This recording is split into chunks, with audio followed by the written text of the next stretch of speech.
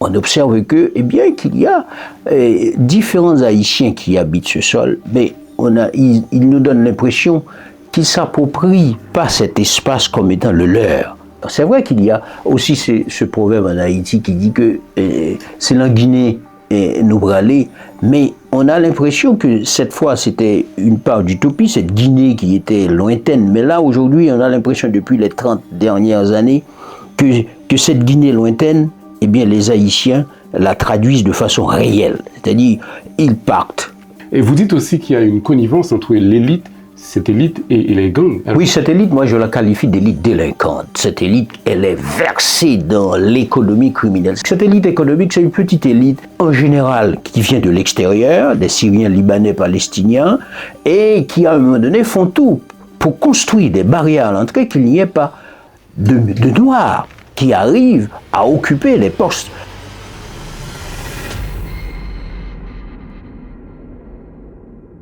Bonjour, bonsoir à tous. Nous avons le plaisir d'accueillir ici Jacques Nézy. Jacques Nézy est politologue et docteur en sciences politiques. Jacques Nézy vient de sortir ce livre magnifique qui s'appelle « Haïti, la fabrique d'une communauté de semblables, des solutions pour l'avenir ». Jacques Nézy est non seulement politologue, mais c'est aussi un Haïtien conscient, engagé. Jacques Nézy a vécu une partie de sa vie en Haïti avant d'arriver en France, ça fait très longtemps. Donc on pourra en parler on va dire peut-être dans une autre émission, parce qu'il a été aussi journaliste, il a travaillé à la télévision nationale d'Haïti, entre autres. Bon voilà, mais ce qui nous intéresse aujourd'hui, c'est ce livre, magnifique comme je l'ai dit. Alors, bonsoir Jacques Nézy d'abord. Bonsoir Guy, bonsoir à tous les internautes, les téléspectateurs, téléspectatrices de Haïti Inter. Voilà, et merci d'avoir accepté cette invitation pour parler de ce livre. Alors, ce livre passionnant, effectivement, dans lequel Jacques Nézy essaie d'expliquer ce qu'il appelle la communauté des indésirables, et aussi promouvoir ce qu'il entend aussi par la communauté des semblables. En fait, comment forger une communauté des semblables. Déjà, la première question que j'ai envie de vous poser, Jacques, alors, qu'entendez-vous par communauté des semblables dans le cas d'Haïti? Dans le cas d'Haïti, il s'agit des gens qui ont certes une même formation, une même trajectoire, qui peuvent être de classes différentes, mais s'entendent justement à renoncer à leurs différences et à faire en sorte qu'ils fassent quelque chose de commun, tout en étant différents. Alors, cette mise en commun, ce sera donc la construction d'une société égalitaire. Certes, c'est vrai, il y a une part d'utopie en pensant que les classes vont renoncer à leurs différences. Oui, mais à un moment donné, il faut qu'on oublie ces différences et faire en sorte qu'il y a un espace commun à construire, un espace commun à édifier. C'est-à-dire il faudrait à ce moment-là qu'il y ait une interaction entre les différentes classes sociales. Or, en Haïti, ce qu'on observe, en France, on parle de gâteau, une sorte de millefeuille. C'est-à-dire en Haïti, il y a différentes strates, mais ces strates sont les unes à côté des autres, mais elles ne sont pas ensemble. Elles n'ont jamais pu concrétiser quelque chose d'ensemble, sauf peut-être à quelques moments particuliers, par exemple 1804. Ou bien avant 1804, par exemple, la bataille de Vertières. Il y avait quelque chose de bizarre commun, des esclaves, des Blancs, des Français, des Polonais, etc. Ils avaient cette ambition de forger une nation qui est Haïti. Mais depuis, on a l'impression qu'on a mis de côté cette ambition et que finalement, ces différents strates appartiennent à Haïti, mais on a l'impression que ce sont des strates qui sont en transit, qui ne donnent pas l'impression qu'elles incarnent une appartenance, une âme forte, une conscience commune à cette terre qui s'appelle Haïti. Et depuis les 30 dernières années, on observe qu'il y a différents Haïtiens qui habitent ce sol, mais ils nous donnent l'impression qu'ils ne s'approprient pas cet espace comme étant le leur. On a l'impression qu'ils sont en transit, qu'ils veulent tous habiter Haïti, mais de façon provisoire. Ils partent ailleurs. C'est vrai qu'il y a aussi ce proverbe en Haïti qui dit que c'est la Guinée nous braler, mais on a l'impression que cette fois c'était une part d'utopie, cette Guinée qui était lointaine, mais là aujourd'hui on a l'impression depuis les 30 dernières années que cette Guinée lointaine, eh bien les Haïtiens la traduisent de façon réelle, c'est-à-dire ils partent et que cette relation qu'ils ont à Haïti, c'est une relation qui n'est pas construite comme étant une société et qu'ils ont envie de faire fructifier, qu'ils ont envie de consolider. Pourtant, ils apportent leur talent, leurs énergies ailleurs. Donc, en lançant ce message, comment faire pour dépasser cette communauté des désirables? Les désirables, on va revenir là-dessus, il ne faut pas que je sois trop long, et on va revenir là-dessus, mais pour montrer quelque part que eh bien, les autres, c'est-à-dire ce sont ceux qu'on ne veut pas, c'est-à-dire ceux qui habitent la diaspora, les paysans, les analphabètes, ceux qui habitent dans les bidonvilles, ceux qui sont qui n'ont pas d'emploi. Donc on a l'impression qu'il y a une société où il n'y a pas une interaction va-et-vient entre les différentes classes sociales et qui ont tendance à fabriquer des indésirables. C'est vrai, justement, les indésirables. Après, pour juste ajouter un mot, il n'y a pas, et je peux comprendre, ces dernières années, on a l'impression qu'il n'y a pas cet attachement à la terre, je suis assez d'accord, mais en même temps, on va revenir sur la diaspora, et fait cet attachement, on sent que la diaspora haïtienne est quand même restée très attachée à la terre d'Haïti. C'est peut-être l'éloignement, c'est peut-être à cause de l'éloignement. On va effectivement aborder la question de la diaspora tout à l'heure. Alors, je voulais savoir aussi, parce que vous dites que c'est ça aussi qui cause, on va dire, il y a d'autres facteurs, comme l'inégalité, qui cause aussi cette communauté d'indésirables qu'on a en Haïti, et c'est aussi la conséquence de l'élitisme. Alors, je pense que là, dans votre essai, l'élite haïtienne en prend, j'ai envie de dire, plein la figure. Parce que vous dites qu'effectivement ça commence très loin. Déjà, dans notre histoire, cette opposition qu'il y avait toujours entre Noirs et Mulâtres, entre Bossal et Créoles, etc. Donc, c'est-à-dire, vous pensez effectivement, et tout ça, ce mécanisme-là participe vraiment à créer cette société de désir. Dès le départ, on a vu qu'il y a une sorte de dualisme en Haïti. C'est l'élite et les masses. Alors, il y a le sociologue Jean Casimir a appelé ça ce dialogue de sourds entre les élites et les masses. C'est-à-dire, les élites sont toujours considérées comme étant une classe à part et elles font tout pour se séparer de cette masse. Alors, dans un premier temps, tout de suite après l'indépendance, cette élite a voulu se latiniser, c'est-à-dire s'européaniser, se ressembler davantage aux élites françaises, aux élites allemandes. D'ailleurs, à Haïti, à un moment donné, tous ceux qui ont été des intellectuels à l'époque se sont frontés à la culture française. Ils ont passé une bonne partie de leur existence, de leur vie en France, et pour se distinguer des masses. Alors, ce qui est frappant, même après l'indépendance, il n'a jamais eu ce souci de la part de ces élites, justement, eh bien, de mettre sur pied des politiques publiques visant à ce qu'ils appellent la civilisation de cette masse. C'est-à-dire, elles avaient toujours considéré cette masse comme étant sauvage. Bon, c'est vrai que tout le monde n'est pas d'accord avec Gérard Barthélemy.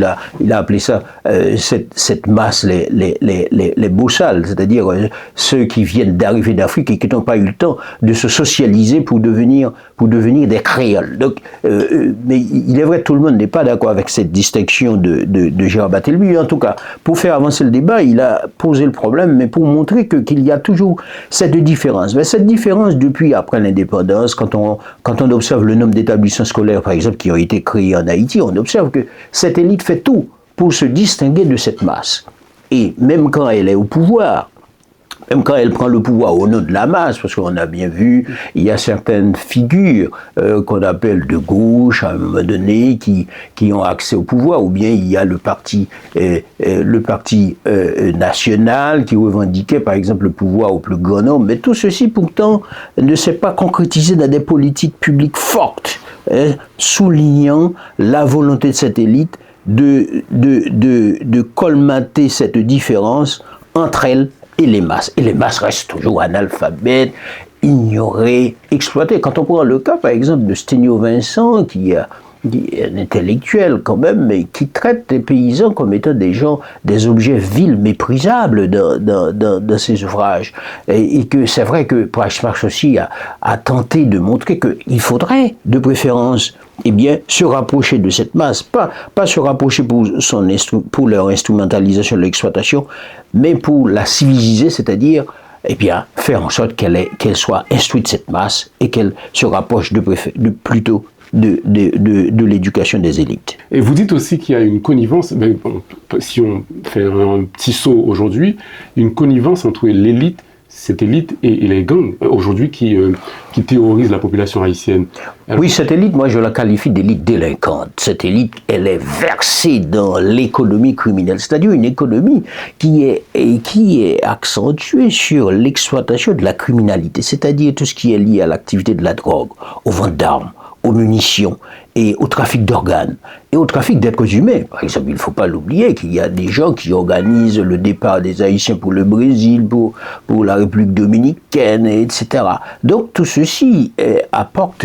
Et puis, il n'y a pas qu'Haïti en tant que tel, c'est-à-dire ce sont des activités criminelles qui s'organisent sur le plan transnational, c'est-à-dire avec la République dominicaine et l'Équateur, la Colombie, parce que ce qu'on observe en Haïti depuis les 20 dernières années, il faut le souligner, c'est que ces élites prennent le pouvoir, eh bien, et ce sont ces élites aussi qui ont construit leur relation de connivence avec les gangs, c'est-à-dire des jeunes désœuvrés dans des bidonvilles qui ont été armés par les élites politiques, les élites économiques et les élites intellectuelles quelque part, parce qu'il y en a qui sont conseillers du prince, par exemple, en même temps, et qui sont très liés avec ces gangs. Cette semaine, quand on a vu, par exemple, pas plus tard, il y a un communiqué publié par différentes forces politiques et ils ont inscrit Vivre Ensemble comme étant une force politique parmi les forces partisanes. Et ça soulève tout un tollé, mais c'est pour dire que, bien, ils souhaitent inscrire Vivre Ensemble, qui est une organisation criminelle terroriste, comme étant une force partisane. Alors c'est vrai qu'il y avait une représentante des Nations Unies à un moment donné qui avait appelé de ses voeux à ce que Vivre Ensemble soit constitué d'un ensemble d'organisations fédératives. Donc elle avait déjà appelé à la socialisation des forces des organisations criminelles. Mais là, ce que je voulais souligner, c'est que depuis les 20 dernières années, pardon, on a vu que les élites, eh bien, ont oublié leur vocation. C'est-à-dire, c'est aux élites de donner le là à leur pays, c'est-à-dire d'être avant-gardistes, d'être modernisatrices. On voit bien depuis quelques années, ce sont des élites prédatrices. L'affaire Petro-Caribé nous l'a montré, des élites corrompues et ensuite délinquantes. Alors, c'est vrai que, vous l'avez mentionné là, en fait, quand on parle d'élite, il ne faut pas uniquement penser qu'il s'agit uniquement de ceux qui possèdent le capital. Pas uniquement ça, vous parlez aussi d'élite intellectuelle, l'élite politique. Donc, ce n'est pas uniquement ceux qui ont les moyens de production, ceux qui ont de l'argent. Donc, alors... en fait, vous avez quand même un peu anticipé la question que j'allais vous poser, mais quand même, on a besoin d'une élite, non? Oui, forcément. Mais celle qu'on a en Haïti, moi, j'appelle en général de mes voeux, il faut une élite vertueuse. Quand j'entends vertueuse, qui aurait 3 qualités essentielles, c'est-à-dire patriote, compétente, incorruptible. C'est-à-dire, eh bien, cette élite-là, on l'avait connue au XIXe siècle, cette élite vertueuse, durant tout le XIXe siècle. Et on pourrait aussi citer, par exemple, l'une des figures marquantes qui avait occupé le pouvoir, Leslie François Manica, par exemple, même si son mandat fut de courte durée, mais on a bien vu. Eh bien, et c'était un patriote, un incorruptible, compétent, et qui avait aussi un souci d'inscrire Haïti dans la trajectoire avec son histoire, avec ce qu'Haïti a incarné au monde en tant que porteur de valeurs universelles, de liberté, d'égalité. Et c'était aussi une Haïti avant-gardiste, modernisatrice, qui inspira la République dominicaine et aux autres pays du continent. Mais cette Haïti-là, on a l'impression qu'elle est complètement...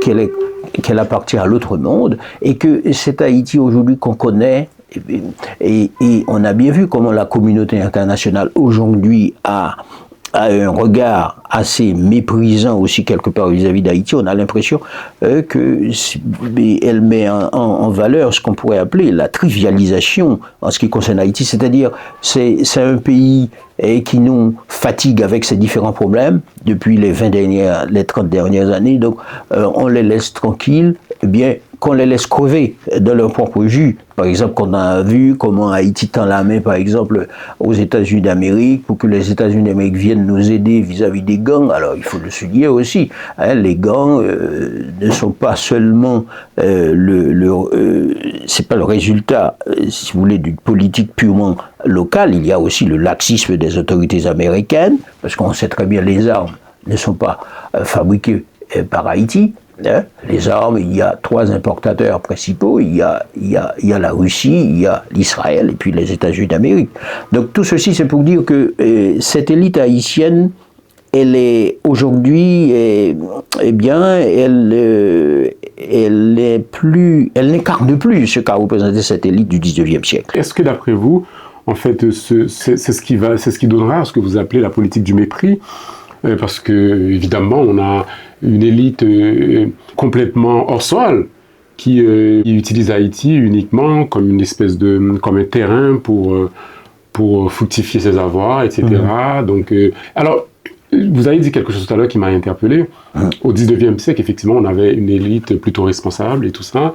Mais est-ce que c'est pas, en fait, on va dire, l'élite qu'on a aujourd'hui, est-ce que cette élite-là ne prend pas racine déjà sur ce qu'a fait ce qu'ont laissé les aînés, en fait? Je veux dire que c'est pas parce que, déjà, dès le 19e siècle, est-ce que c'était pas une élite qui était un peu, je veux dire, critiquable? Oui, on peut lui reprocher. Tout à l'heure, on l'a dit, le fait qu'elle n'a pas eu des politiques publiques tendant à construire une société plus égalitaire en Haïti. Parce qu'en Haïti, on voit bien, c'est un pays quand même depuis 1804, plus de 2 siècles, mais qui fait face à des problèmes primaires les plus importants. Il y a des catégories importantes de la population qui n'ont accès ni à l'eau potable, par exemple, ni aux soins de santé, ni à l'éducation, n'en parlons pas. Donc cette élite, elle est aussi responsable de l'état actuel des millions d'Haïtiens qui vivent dans la misère, dans la pauvreté. Parce qu'on n'a jamais pris le problème à bras-le-corps, c'est-à-dire pensant qu'on devait avoir une politique de développement visant à intégrer ces exclus, ce que j'appelle les indésirables. On a toujours fait, c'est-à-dire cette élite qui prend le pouvoir, alors a une relation avec le pouvoir comme étant une source de rente, le pouvoir, une source d'enrichissement rapide, d'autant plus que, eh bien, les ressources acquises par cette élite n'ont jamais fait l'objet d'une remise en question à travers les institutions judiciaires, par exemple, à travers le principe de la reddition des comptes, rendre des comptes, c'est-à-dire ce qu'on a fait de l'argent public. Même s'il y a eu le procès de consolidation, on a bien vu, ceux qui étaient considérés comme étant des voleurs, à un moment donné, parvenaient à accéder aux fonctions les plus importantes en Haïti. C'est dire qu'il y a eu toujours l'impunité. On voit bien à travers le fonds Petro-Caribé, qu'il y avait un mouvement de revendication, notamment par les jeunes contre Petro-Caribé, eh bien, ceux qui ont dilapidé les fonds ne se sont jamais inquiétés. Il y a même un ancien président de la République qui s'est vanté de dire que, bon, vous m'avez pas pris la main dans le sac, alors là, si vous pouviez, je m'en réjouis. Donc, c'est-à-dire que, et puis, lui aussi, il avait un autre album, Bandit légal, c'est-à-dire un oxymore. Mais les Haïtiens ont quand même eu une relation sympathique avec lui. Donc, là, vous parlez de Michel Martelly, évidemment. Donc, lui aussi, il n'a jamais été inquiété, puisque c'est son gouvernement qui a géré la plus grande partie des fonds Petro-Caribé, il ne faut pas l'oublier, 4 milliards de dollars américains, hein, et Haïti doit quand même au Venezuela une bonne partie de cet argent. Alors, pour revenir à l'idée de dire que cette élite, elle a été toujours prédatrice, corrompue, et elle entretient toujours une relation avec le pouvoir, considérant comme le pouvoir comme une mission de rente. Alors cette élite aussi, elle construit une relation avec l'élite économique, Et on voit depuis quelque temps en Haïti, c'est l'élite économique qui tend à financer la campagne, par exemple électorale, des présidents, des sénateurs et des députés. Pourquoi? Parce qu'en retour, ce sont ces présidents, députés, sénateurs, qui votent des lois en faveur de cette élite économique. Cette élite économique, c'est une petite élite en termes numériques qui n'est pas importante, en général qui vient de l'extérieur, des Syriens, Libanais, Palestiniens, et qui à un moment donné font tout pour construire des barrières à l'entrée, qu'il n'y ait pas de Noirs qui arrivent à occuper les postes, qui arrivent à investir, puisque c'est une élite, cette élite libanaise, palestinienne, etc., vit de monopole. C'est-à-dire segmente le marché haïtien en différents monopoles.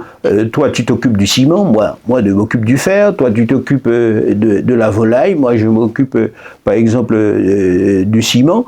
Et on a bien vu depuis 1986 qu'il y a eu une privatisation assez sauvage. Je parle dans ce livre des malheurs de la mondialisation, et que c'est vrai que Haïti a fait connaissance de la mondialisation par sa mise à mort dès l'arrivée de Christophe Colomb. Mais cette mise à mort, elle se poursuit, puisque à partir des années 80, la majorité des entreprises publiques ont été vendues au privé, et que, ajouté à cela la politique du Fonds monétaire international, de la Banque mondiale, une politique qui visait à liquider toutes les entreprises privées publiques en Haïti, deuxièmement, a fait en sorte que le riz américain, soit consommé par les Haïtiens, et en même temps, ces paysans qui étaient au fond des campagnes, et ces paysans sont obligés de venir en ville. Pourquoi? Parce qu'ils constituent une main-d'œuvre assez importante pour les différentes usines de manufacture de Port-au-Prince, ce qu'on appelle les factories. Donc on voit bien comment on construit une communauté d'indésirables, et ces paysans qui, à un moment donné, vivaient de leurs activités de production, sont devenus des paysans pauvres qui sont obligés de venir s'installer à Port-au-Prince dans les bidonvilles. Et on va voir ce lien entre cette masse d'Haïtiens, d'indésirables, confinés dans les bidonvilles, qui vont par la suite nourrir aujourd'hui ce phénomène d'organisation criminelle qu'on connaît sous le nom de gang. Justement, on va revenir sur les gangs, en fait, à vous entendre, on peut avoir l'impression que le problème haïtien, évidemment, est uniquement le résultat de la mauvaise gestion des acteurs locaux, que ce soit les acteurs politiques ou l'élite haïtienne, mais est-ce qu'il n'y a pas aussi la mainmise de l'international? Évidemment, il y a notamment les États-Unis d'Amérique, puisqu'il ne faut pas l'oublier, les États-Unis d'Amérique, n'ont jamais accepté cette indépendance d'Haïti. Quoique Haïti leur a apporté une aide importante, mais les États-Unis d'Amérique, il ne faut pas l'oublier, sur le plan des valeurs, il y avait deux grands États qui incarnaient cette valeur de liberté, d'universalisme d'Haïti. Et Haïti a été plus loin que les États-Unis d'Amérique dans l'expression de la liberté, puisqu'il y avait quand même des esclaves au sud des États-Unis, alors qu'Haïti n'avait plus d'esclaves à un moment donné. Et première chose, deuxième chose, les États-Unis n'ont jamais accepté cette indépendance d'Haïti comme étant un petit État, mais grand, par les valeurs qu'Haïti incarne. Donc, dès 1915, la doctrine de Monroe faisant, et les États-Unis d'Amérique ont exercé une domination étouffante, asphyxiante sur Haïti. Depuis 1915, c'est eux qui font et défont les politiques. Certes, il n'y a pas que les élites locales, mais ces élites locales sont domestiquées et sont mises en place par les États-Unis d'Amérique. Et on voit bien, depuis le retour d'Aristide en 1994, c'est que de plus en plus la souveraineté d'Haïti, elle est mise entre parenthèses. Aujourd'hui, Haïti ne peut même pas décider de la désignation de son chef, de son directeur de la police nationale, sans l'intervention de l'ambassade américaine. On voit bien, et le cas le plus flagrant, c'était l'installation de Michel Martelly par Hillary Clinton comme président tout de suite après le tremblement de terre. Et puis Jovenel Moïse ne parlons pas, et puis on voit bien toute la dérive institutionnelle, organisée, et par la mainmise des États-Unis d'Amérique sur Haïti. Et puis, de plus en plus, donc Haïti des plus souveraines d'elles-mêmes. Et puis, évidemment, il ne faut pas oublier, il y a cette mémise sur Haïti, la mémise américaine, ça c'est vrai, mais il y a aussi la dette française, on en parle, ça il ne faut pas l'oublier aussi, donc ça c'est, je pense que c'est assez important, parce que Haïti était obligé d'indemniser la France vraiment d'une forte somme qui a contribué aussi à l'appauvrir. Donc justement, ça nous permet de rebondir sur l'actualité. Il y a le président du conseil présidentiel, Leslie Voltaire, qui réitère sa demande de remboursement de cette somme. Est-ce que vous pensez que c'est une pirouette ou bien ça a des chances d'aboutir? Oui, ça a des chances d'aboutir, mais attention, qu'on ne soit pas versé dans le populisme, parce qu'on a bien vu, cette question, elle mérite beaucoup d'intelligence, de tact pour l'aborder. C'est vrai, j'en ai parlé dans mon ouvrage comme étant pour Haïti, parce que Piketty a indiqué que cette dette, elle est estimée aujourd'hui à près de 29 milliards d'euros. Mais je pense qu'il faudrait, je fais partie aussi de la commission qui réfléchit sur la question. C'est vrai, moi de préférence, je tenterais à mettre sur pied, si vous voulez, une réflexion en termes diplomatiques. Je pense que la question, elle peut aborder sous deux angles, juridique, diplomatique. Et j'ai la tendance à croire que, eh bien, ce serait plus intéressant de ne pas trop vendre la mèche, c'est-à-dire de ne pas inscrire la question dans l'opinion publique tout de suite. J'aurais tendance à croire qu'il faudrait de préférence mobiliser des réseaux proches des présidents français, c'est-à-dire à un moment donné, François Hollande avait une idée, par exemple. Mais est-ce que, concrètement, est-ce que vraiment, voilà, dans l'état de la France aujourd'hui, vous pensez vraiment que le gouvernement français serait prêt à verser autant d'argent à Haïti? Enfin, vraiment, en fait, franchement, est-ce que vous pensez que c'est crédible? Est-ce que vous ne pensez pas qu'il ferait tout pour ne rien verser?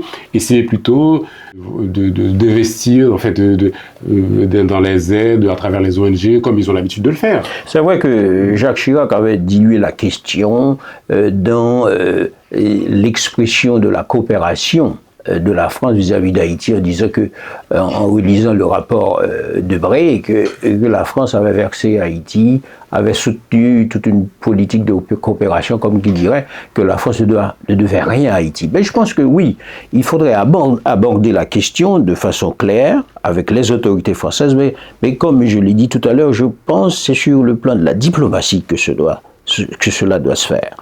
Pas sur... en mobilisant l'opinion publique, parce que... Mais oui, ça peut faire pression. Et ça peut faire pression, mais en même temps, je pense qu'il faudrait mobiliser d'abord des réseaux d'amis proches qui partiennent cette idée. Bon, ça c'est une première chose. Deuxième chose, pour le moment, tout à l'heure, on a évoqué les pratiques prédatrices de nos élites dirigeantes. Bon, ce ne serait pas le bon moment, pour le moment, de verser à Haïti cette somme, parce qu'on sait très bien là où ça va aller. Finalement, quand on voit le sort des 4 milliards du fonds de Petro-Caribé, on sait très bien, la grande majorité de ceux qui ont exercé le pouvoir, eh bien, possèdent des grandes villas aux États-Unis, en France, ailleurs, hein, tirant les fonds de Petro-Caribé. Donc je pense qu'il faudrait d'abord qu'il y ait une élite vertueuse, c'est-à-dire, comme je le disais tout à l'heure, patriote national incorruptible qui arrive à prendre le pouvoir, et organise en même temps cette demande de restitution. Il y a possibilité de le faire, mais je pense qu'il faut, comme je l'ai dit tout à l'heure, de mon point de vue, il faut un travail souterrain, hein, qui s'appuie sur les différents réseaux d'amis haïtiens, hein, de ceux qui partagent la nécessité de verser à Haïti cette somme, on peut dire, volée par la France. D'accord. Alors, il y a en fait cette formule qui m'a fait un peu rire. Vous dites que le club oligarque, en fait, le Core Group, c'est un club oligarque ayant le statut d'acteur sous-traitant. En fait, on a compris que c'était sous-traitant des États-Unis. Alors, j'ai envie de vous demander, d'après vous, qu'est-ce qui explique que les acteurs, les politiciens haïtiens soient en fait, soient aussi soumis à un groupe à une association de diplomates étrangers vraiment qui s'illustrent vraiment comme des acteurs de la politique haïtienne et que ça passe crème, quoi. Oui, je pense qu'il y a d'abord cette relation des élites haïtiennes avec l'accumulation, c'est-à-dire elles font la politique non pas pour, si vous voulez, répondre aux défis des masses souffrantes, mais pour s'enrichir. Et deuxièmement, l'argent volé en Haïti ne se trouve pas en Haïti. Cet argent volé est investi aux États-Unis d'Amérique, en France. Donc il y a une sorte de connivence entre ces pays, la France, Haïti, etc., tous ceux qui sont membres du corps groupe, et les escrocs d'Haïti. Ils savent bien où se trouve cet argent. Et troisième indication, c'est qu'il n'a jamais eu un soutien de la part de ces États vis-à-vis des groupes en Haïti qui luttent pour qu'il y ait un châtiment de ces escrocs. Au contraire, quand on a vu par exemple l'affaire Petro-Caribé, eh bien, il y a eu un mouvement qui a été engagé par les jeunes. Mais ces mêmes ambassades, ces mêmes diplomates font tout pour essayer de discréditer le mouvement et de faire en sorte que ce mouvement ne va pas plus loin. Et sur le plan structurel, on voit bien qu'il pourrait aider Haïti, par exemple, à la mise en place de certaines instances judiciaires, par exemple la création d'un organe au sein de l'appareil judiciaire haïtien chargé de réprimer ces escrocs, ces voleurs, entre guillemets. Donc il nous manque la compétence, par exemple former des juges, et je sais qu'en 2019 par exemple j'avais participé à une conférence sur justement l'affaire Petro-Caribé avec certains magistrats, et il y a des textes qui sont rendus publics dans ce livre qui s'appelle l'affaire Petro-Caribé entre la science et la politique, publié aux éditions Syndicat.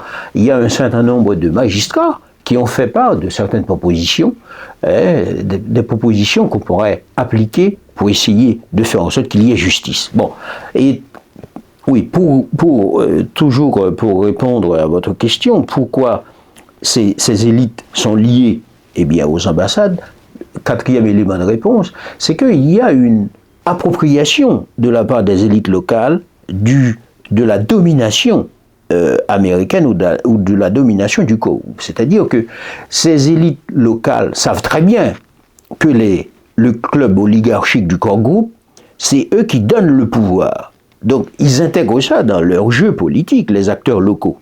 Et ils font en sorte que, ils sont dans la servitude volontaire de la Boétie. C'est-à-dire ils sont déjà esclaves même de ces maîtres. Des fois, ils vont même plus loin. Et ils ont un comportement où ils anticipent même ce que le maître, entre guillemets, pourrait demander, suggérer. Donc, ils ont déjà inscrit cette attitude dans leur comportement. Hein?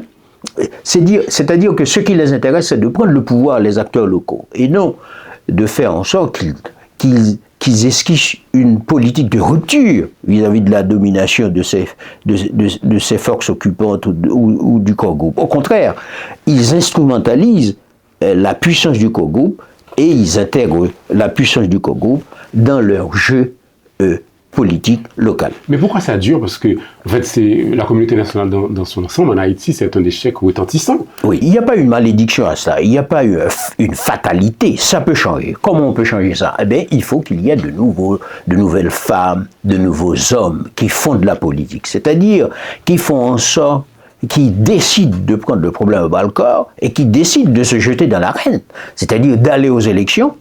Alors, je l'ai souligné tout à l'heure, le piège d'aller aux élections, c'est que les élections ne sont plus contrôlées par les Haïtiens. C'est d'abord le Congo, les États-Unis d'Amérique, et puis ce que Jovenel Moïse a appelé des oligarques locaux. Lui aussi, il en est victime de regretter mémoire. C'est-à-dire, c'est eux qui financent les élections. Par exemple, si on prend le cas de Jovenel Moïse, dont les élections étaient financées par ces acteurs locaux, à un moment donné, 10 à 12 millions de dollars américains quand il a été dans la Gordance, par exemple, on sait très bien, après Mathieu, il faudrait assurer de la part de Jovenel Moïse la contrepartie. Donc c'est normal, hein, quand on voit par exemple Réginald Boulos a donc a pu financer, par exemple, la caravane du changement de Jovenel Moïse à près de plus de 200 millions de dollars américains de matériel. Mais aujourd'hui, où se trouvent ces matériels? Donc, c'est dire qu'il y a aussi une absence d'élites patriotes qui prennent le pouvoir, qui décident de se jeter dans l'arène. De mon point de vue, il y a que cette façon-là de changer la chose. Soit on fait une révolution à travers les urnes, c'est-à-dire qu'il y ait des hommes, des femmes qui disent « bon, on veut changer cette politique » et on s'y engage. Ou bien on fait une lutte armée, c'est-à-dire on prend le pouvoir au nom de cette nécessité d'engager la rupture. Très bien. Alors, dans votre texte, effectivement, vous préconisez, pour qu'on arrive à cette société de semblables également, qu'on intègre de façon intégrale la diaspora, c'est-à-dire qu'il n'y a pas vraiment de différence entre les Haïtiens qui vivent à l'intérieur du pays et les Haïtiens qui vivent à l'extérieur du pays, à savoir la diaspora. Maintenant, vous expliquez également que cette diaspora, elle est célébrée parce qu'elle représente une force économique non négligeable, mais elle est également redoutée aussi. Alors, d'après vous, est-ce que vous pensez que les politiciens haïtiens ont peur de la diaspora? Oui, je pense, oui. Alors, il faut faire une distinction entre une diaspora, il y a une diaspora délinquante aussi, hein, c'est-à-dire quand on voit une bonne partie qui envoie des armes en Haïti à travers des conteneurs, l'envoi de véhicules, etc. Ils sont aussi, une bonne partie des diasporas est importatrice d'armes, participe aussi à cette économie criminelle qu'on observe en Haïti. Donc, il y a aussi une autre diaspora, c'est-à-dire formée, patriote, nationale, incorruptible, compétente. Cette diaspora peut être, c'est ce que je pourrais appeler une élite résiduelle pour Haïti. Ça peut apporter une contribution à Haïti, mais on la craint pour les valeurs qu'elle incarne. Hein? Par exemple, on sait très bien, par exemple, les acteurs locaux pensent qu'à un moment donné, s'il faut changer, eh bien, il faut donner place à cette diaspora. Mais cette diaspora, comme je l'ai indiqué tout à l'heure, ou bien pour les modestes contributions que j'ai indiquées dans cet ouvrage, cette diaspora pourrait changer, a la capacité de changer les choses. Mais faut-il bien qu'elle accepte de se jeter dans l'arène, qu'elle accepte de s'engager. Donc on peut pas changer en étant distante ou bien à travers les livres ou bien à travers les émissions. C'est pas suffisant. Il faudrait qu'il y ait un engagement fort. Mais un engagement fort et unitaire. Mais on voit bien aussi que cette diaspora, elle est divisée. Chacun tente de tirer la couverture à soi, parce que, bon, il y en a aussi qui sont comme les élites locales, c'est-à-dire veulent occuper des fonctions rien pour satisfaire leur égoïsme instinctif. Mais je parle de la diaspora vertueuse. Celle-là, elle pourrait changer, alors à condition qu'on accepte sa participation. On voit bien depuis quelques années, la diaspora n'a jamais pu participer, par exemple, au scrutin. On a tout fait pour la mettre en quarantaine. Par exemple, quand on voit les différents textes électoraux, ils exigent toujours qu'on réside 2 ans avant l'organisation des élections. Et puis, deuxième exigence, on exige qu'on soit propriétaire de biens. Donc on voit bien, et très souvent, et ce sont des... Là encore, on fabrique des indésirables à travers ces textes. C'est-à-dire, on fait en sorte que la diaspora soit exclue du jeu de façon structurelle, et ajouter à cela toute l'influence que cette diaspora doit avoir auprès des élites qui font et défont le pouvoir en Haïti. C'est-à-dire, je parle des Syriens, Libanais, Palestiniens. D'accord. Donc, c'est-à-dire que en fait, ces gens-là, en fait, ils craignent que, voilà, cette diaspora-là, cette diaspora que vous appelez diaspora patriote, qui aussi ont dans son sein des gens qui sont formés, et viennent, ces gens-là craignent que ces gens viennent prendre leur place. Oui. C'est un peu ça aussi, non? C'est un peu ça. Par exemple, il faut remarquer, combien d'entre nous, par exemple, disposent d'une capacité de construire un supermarché en Haïti? J'ai des exemples, par exemple, de ceux qui tentent même ne serait-ce d'envoyer par exemple un conteneur par exemple de pâtes, de céréales, etc., ou bien de riz. Il y a beaucoup de cas comme ça, des gens issus de la diaspora qui tentent d'investir en Haïti, mais soit qui sont assassinés, parce que il ne faut pas l'oublier, qu'il y a une élite en Haïti monopolaire, qui segmente le marché, je l'ai dit tout à l'heure, et qui installe des barrières à l'entrée, et qui empêche à la diaspora d'investir en Haïti. Et quand quelqu'un de la diaspora, par exemple, dispose d'une capacité d'investir en Haïti, on fait tout pour l'empêcher. Par exemple, si on prend le cas de Dr Palem Mathurin, je cite son nom parce que c'est un acteur public, il a été candidat à la présidence. Il est porteur d'un projet dans le Nord-Est de plus de 10 milliards de dollars américains. Eh bien, depuis sous Ariel, il n'arrive plus à avoir l'autorisation parce que, on lui demande une commission importante. 2, Martelly a reçu, semble-t-il, des fonds de la République dominicaine pour empêcher la réalisation de ce projet dans le Nord-Est. Donc, c'est-à-dire que cette diaspora, elle a toujours du mal si vous voulez, à se soumettre à certaines conditions, certaines exigences qu'imposent les élites économiques locales qui se comportent comme étant des élites monopolaires qui s'approprient tout l'espace économique et qui empêchent à la diaspora d'investir. Très bien. Et vous faites aussi des propositions dans ce livre sur le plan de la diplomatie. Et effectivement, vous prenez le principe de la souveraineté et le rapprochement avec la Chine. J'ai trouvé cette proposition assez osée. Alors, j'ai envie de vous demander, est-ce que c'est quand même le dire déjà, je pense qu'un homme politique haïtien doit trembler. Parce que là, en fait, tout près des États-Unis, Haïti quand même est sous le contrôle presque absolu des Américains. Comment envisager des rapprochements avec des pays que les Américains considèrent parfois, même s'ils peuvent être des alliés économiques, mais parfois il y a quand même des hostilités.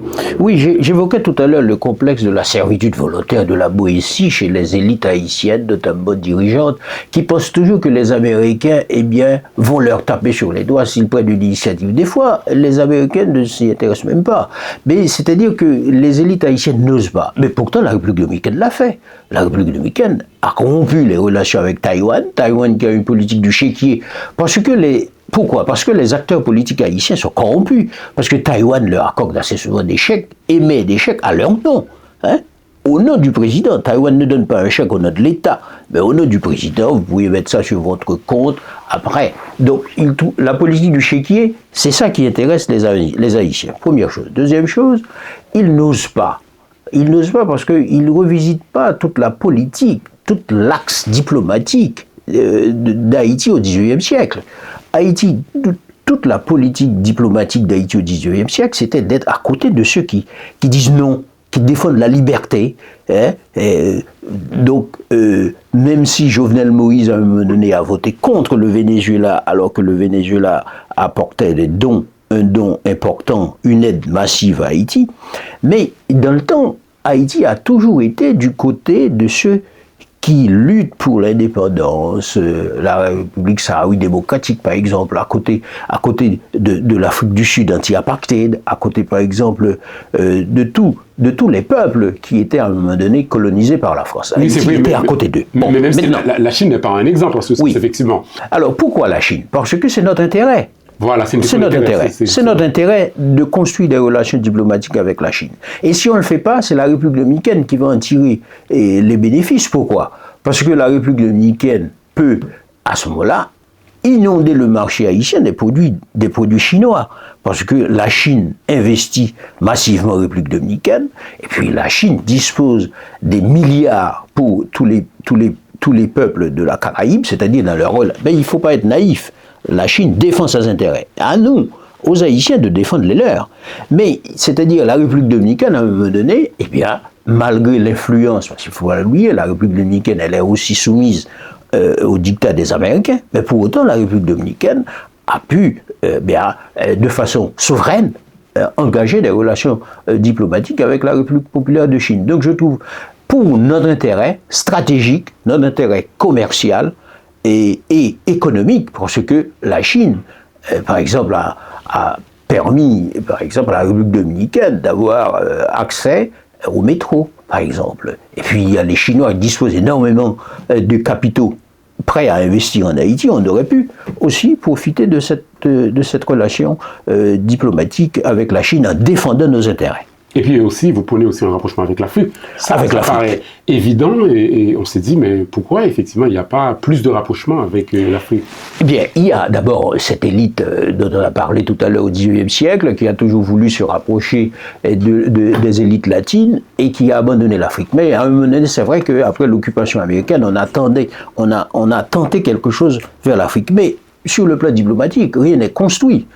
Par exemple, on n'a pas engagé une relation diplomatique assez forte pour être membre de l'Union africaine. C'est vrai, on a eu un statut d'observateur, mais il faudrait construire une politique de lobbying forte auprès de nombreux États africains pour être membre de l'Union africaine, en étant, même si sur le plan géographique, ils ont évoqué cette clause disant que Haïti se trouve dans la Caraïbe et non en Afrique, mais je pense, si on a une politique diplomatique forte, on peut parvenir à renverser cette tendance et à retrouver notre place au sein de l'Afrique. On a beaucoup plus intérêt à s'inspirer des politiques de développement réussies en Afrique. On sait très bien qu'il y a bon nombre de pays en Afrique qui ont aujourd'hui 2 points de PIB, des taux de croissance assez élevés, hein, plus importants que les pays de l'Europe, etc. Et puis c'est un vaste marché, l'Afrique. Et donc on a tout intérêt, sur le plan technologique aussi, ils ont des progrès énormes.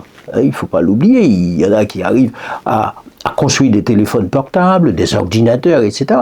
Donc on a tout intérêt, sur le plan diplomatique, économique, à nous rapprocher de l'Afrique. D'accord. J'ai 2 dernières questions. D'abord, concernant la gangue, effectivement, en fait, si on fait une espèce d'historicité des gangs, alors vous faites remonter, on va dire, la forme actuelle des gangs qu'on a, je pense au départ, autour des années 87, un truc comme ça. Donc, alors, pourquoi pas un peu avant? Alors, je voulais vous poser la question, est-ce que c'est la forme, est-ce que vous faites remonter la forme actuelle du banditisme en Haïti à cette période-là? Ou bien, de façon générale, on peut dire que des groupes criminels qui ressemblent, en fait, qui sévissent en Haïti actuellement, en fait, si on peut remonter dans le temps, en fait, on peut les faire remonter après le départ de Duvalier, c'est bien ça? Oui, de mon point de vue, il y a 3 générations de gangs, je dirais. Il y a une première génération, c'est 1987, c'est-à-dire au sein même de l'armée, il y avait quelques militaires le soir, par exemple, tout de suite après le départ des Duvalier, qui faisaient des opérations de saccage chez les gens nuitamment. Et puis ensuite, il y a une deuxième génération de gangs, c'est à partir de 1995, de mon point de vue, là où il y a les politiques vont construire une relation structurée avec les gangs pour prendre le pouvoir et l'occuper. C'est-à-dire, dans les bidonvilles, on va essayer d'identifier les têtes de pont les plus redoutables et le pouvoir, il ne faut pas l'oublier, c'est le pouvoir Lavalas, à un moment donné, va construire une politique d'identification, de structuration avec ces différents groupes de jeunes dans les quartiers. Et à l'époque, c'était on va dire des militants d'organisations populaires. Des militants d'organisations populaires. Et puis, le pouvoir Lavalas aussi avait cette capacité, eh bien, dès que la tête commençait à dépasser, eh bien, de sévir et de faire en sorte que eh bien, ça n'allait pas trop loin.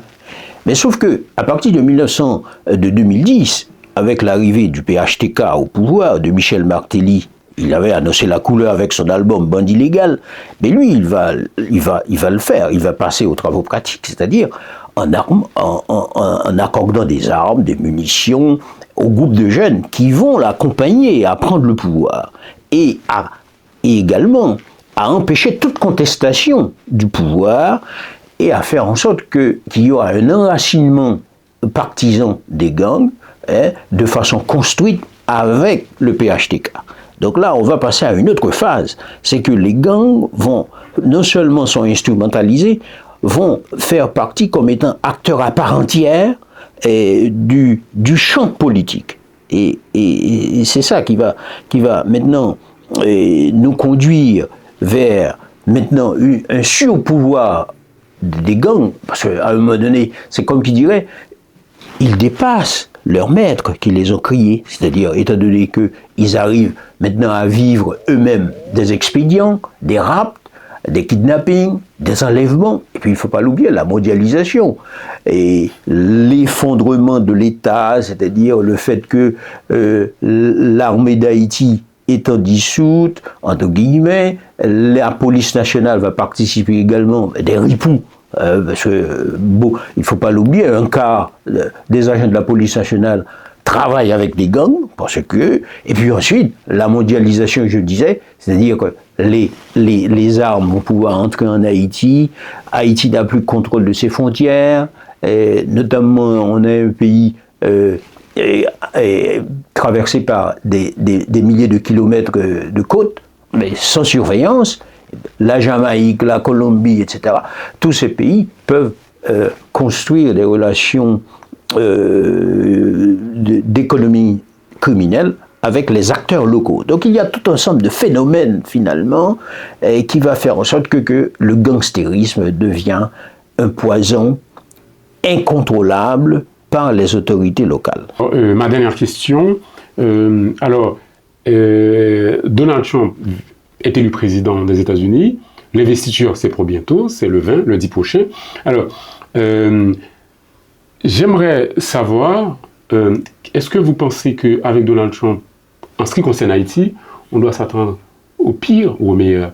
Je pense qu'il ne faut pas se tromper. Les États-Unis ont toujours une constante vis-à-vis d'Haïti. Donc la politique diplomatique américaine ne va pas bouger avec l'arrivée de Donald Trump en ce qui concerne les relations des États-Unis avec Haïti. Si les acteurs haïtiens changent leur attitude, peut-être, de mon point de vue, là où il peut faire bouger les choses, Donald Trump, s'il observe que Haïti est une menace pour les États-Unis d'Amérique, en ce qui concerne, par exemple, la montée du gangstérisme, les organisations criminelles et ces organisations terroristes, si ces organisations ont une attitude qui menace les intérêts des États-Unis, je pense que Donald Trump va changer sa politique vis-à-vis d'Haïti.